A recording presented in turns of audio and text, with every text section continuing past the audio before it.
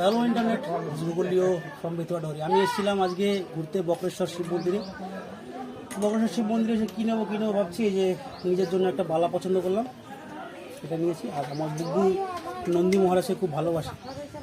এর আগে দীঘায় গিয়ে একটা নন্দী কিনে দিয়েছি, নবদ্বীপ থেকে একটা কিনে দিয়েছি, আজকে একটা খুব সুন্দর একটা নন্দী পছন্দ হলো, আমার বুগ্গুর জন্য নিয়ে যাচ্ছি। বুগ্গু ভালোবেসে আমার বুলেটের নাম নন্দী রেখেছে, ওই জন্য আমি বুগ্গুর জন্য একটা নন্দী নিয়ে নিলাম। এটা আমার জন্য শুরু করেছিস?